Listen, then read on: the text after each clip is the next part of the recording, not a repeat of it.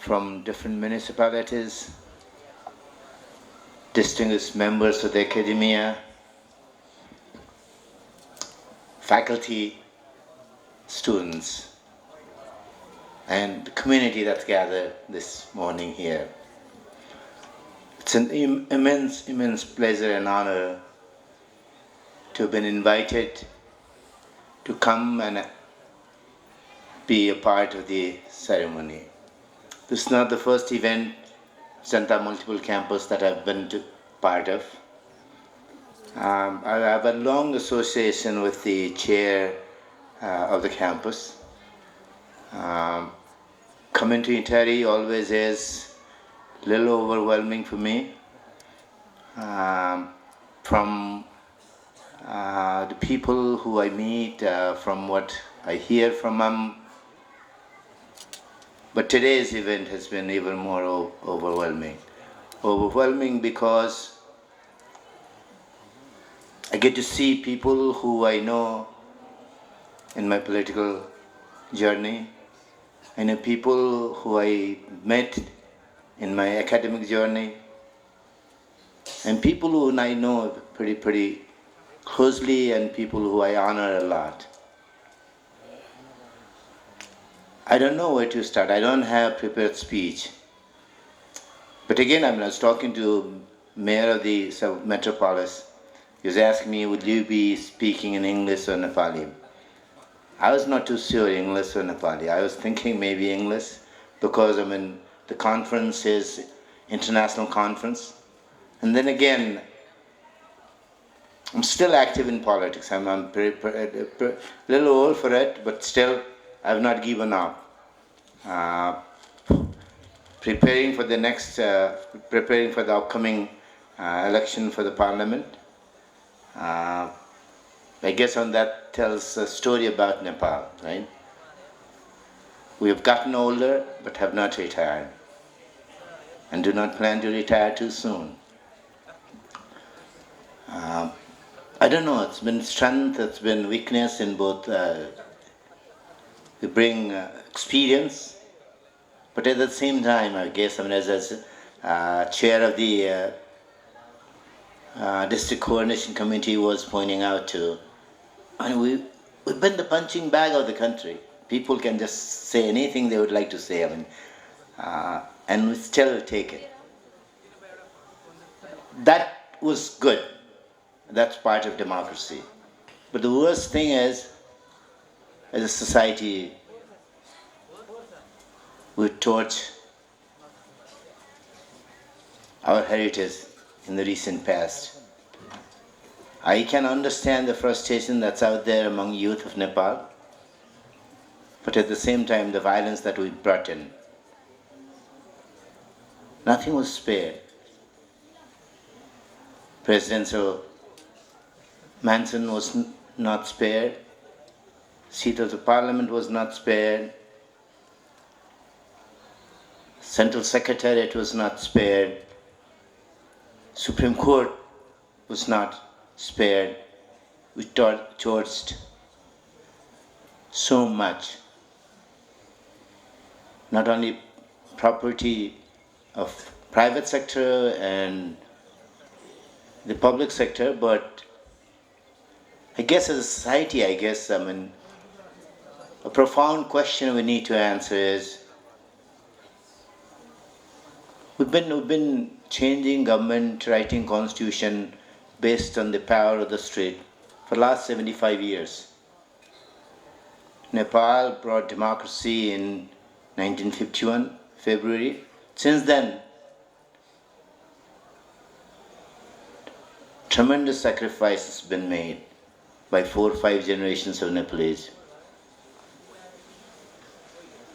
But even after that, we thought, back in 2015, when we wrote the new constitution, we thought once for all, we've settled this question. As Nepal became Federal Democratic Republic, an inclusive society, inclusive politics that it has characterized since then, we thought, this part was done. This is like, I'm not saying this is the finest, I will never say this is the best constitution the world has seen. No constitution is perfect. Ours is not perfect either. And then again, I would be one of the first ones to acknowledge that if you look at the language of the constitution, this probably is not very well written. I can say that because I was part of the constitution drafting committee of the parliament. I was the member of the core team. We had to, and there was a rush also. It took two constituent assemblies to do it, but still towards the end, it was such a huge rush that we could not write the best as a document. But in terms of what it signifies, in terms of what it has put together, in terms of the form of government that it has put together, this is one of the nicest one can have. And this is one of them which can be improved upon any day. But still, when we gather in the street, members of Gen Z, when they vented out their frustration,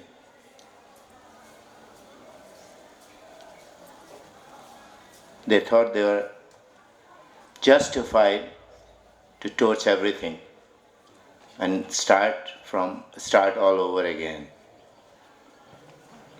I understand their frustration. I acknowledge that we should have been better, should have performed better. As two very articulate political speakers and political leaders, chief of the District Coordination Council and mayor of the city pointed out earlier. But what I disagree with is, if we make this a Sisyphus climb to the top, we're not going to get anywhere. We're not going to get anywhere. Yes, I acknowledge, I understand that the mandate of the parliament was fractured. Had it not been fractured, so many people would not have come out on the street. We need a new mandate. President of the country has very wisely taken the right decision to order fresh poll for the House of Representatives. But at the same time, this is not going to be beginning from zero. This has to be an improvement upon what we've already seen. As earlier speakers pointed out, and I will add to that, as a society, if we look back, let's look at the economy of our country. And I will not walk you through many data and statistics, but at least some of them are very important. In the last 35 years, our gross domestic income has increased almost 50 folds. Our national revenue has increased almost 110-15 folds. Per capita income has increased 29 folds. Of course, inflation also has been there, and the purchasing power, if you look at the purchasing power of today's 100 rupees, we cannot buy more than what we could have bought for a rupee 35 years back. In that sense, in real terms also, our revenue has increased 11-12 times. GDP has increased 5 times. Per capita income has increased 3 times in real terms. Not in nominal terms, in real terms. That's a huge accomplishment. I've seen people from international community, and Nepali also, who have been active in the international arena. Compare with any country. I'm not talking about China, I'm not talking about India, I'm not talking about one of the most successful stories of the last 30-35 years. But if we put Nepal also we probably would be one of the top 25 countries in terms of the achievement. We had a poor base. We started from a very poor base and we've reached here. That's a huge, huge accomplishment. On the social front also, our life expectancy at birth back then was 54 years. Today it's 72 years.